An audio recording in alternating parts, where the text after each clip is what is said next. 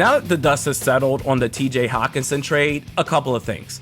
First off, I understand from the national media perspective, or even local sports platforms outside of Minneapolis/Minnesota, I understand how one would surmise that the Vikings felt compelled to make this move based off the injury to tight end Irv Smith Jr.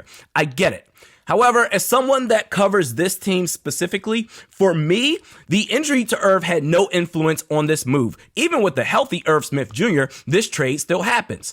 The Vikings reportedly inquired on Brandon Cooks, which meant they felt the need to add a weapon in the passing game because what we had up to this point just wasn't cutting it. And that includes Irv Smith Jr. 7 games played with 0 starts. The guy that got the start over Irv, Johnny Munt, he got the edge because he can block whatever catches you get from him. That's a bonus.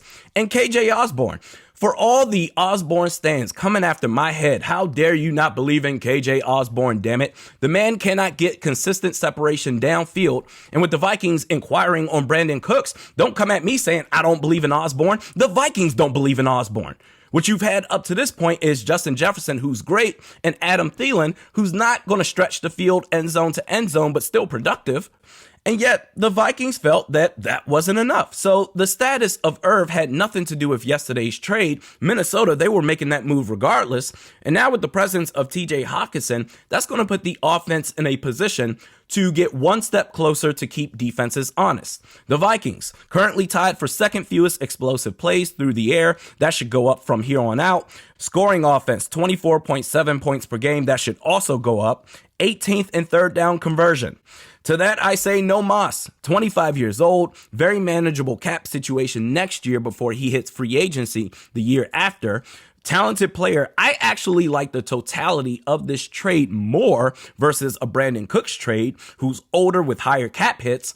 But if you really want to go hard, Odell Beckham Jr., he's still out there. The Vikings are an attractive destination, 6-1, destroying their division, currently the 2 seed in the NFC. If you want to win, Minnesota gives you a great chance to do that. Now, I'm not going to lose sleep if he ends up going elsewhere, but the chance to add another dynamic playmaker, if you can do it, make it happen. BN. This is huge. Definitely optimistic about our offense leading into the playoffs. And Hockey never had a playoff game, but he's way more trusted than Irv at the... Man, I'm young, but I feel old as shit. Than Irv at the point, at the present, have no idea, but it's all the same. At the point for game-winning catches. This actually makes me think about week 2 against Philadelphia, and every single time I think about this play or even see the replay, I get equally as heated as the last time I saw it. But against the Eagles, Kirk Cousins, a perfect pass, could not be more perfect. Hit Irv Smith Jr. right in the hands, was wide open, and he dropped it. I believe TJ Hockenson, not only does he make that catch, I also think he runs into the end zone. I'm not saying the Vikings would have won that game had Irv made that play, but no doubt that took all the momentum away from the Vikings. TJ Hockenson is going to be a big-time player for us. Brandon King, if we can beat the Commies this week, then beat Buffalo the following week, we can win the Super Bowl this year. No disrespect to the Eagles, but we didn't play our best when we played them, and Buffalo is better than Philly, in my opinion. And the reason I mentioned the Commies is because we definitely shouldn't overlook them. They're a scrappy team too. I'm definitely picking up what you're putting down. I think last week's win against the Cardinals was a good step in the right direction for this team because before that, the quarterbacks that they had faced for those 5 wins, including Aaron Rodgers, was the equivalent of scrap heap at that position. So you beat Kyler Murray on Sunday, that's good. If you can beat the Washington Commanders on the road, Taylor Heineke has given this team a jolt of energy. They're not going to be a pushover. If you can beat that team on Sunday, that's good progression.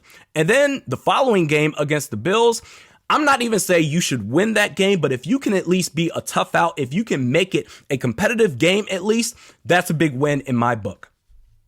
Half dozen 612.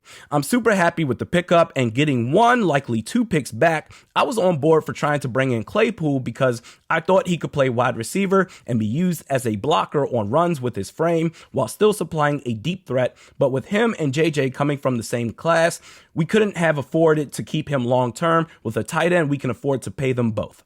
I am so glad that we missed out, or maybe the Vikings just didn't even care to go after Chase Claypool because first off, apparently the rumors were true with Pittsburgh wanting a 2nd-round pick. That's exactly what they got from Chicago. I don't think Chase Claypool is worth a second-round pick. Coming out of Notre Dame, I thought he was going to be a beast. But in my opinion, so far, he's immature, way too inconsistent. Adding a guy like him, it's okay, maybe he can make some things happen, but TJ Hockenson, no doubt, is a better player. He is a game changer to where Chase Claypool still has a lot to prove. We're back at it tomorrow. We'll see you then.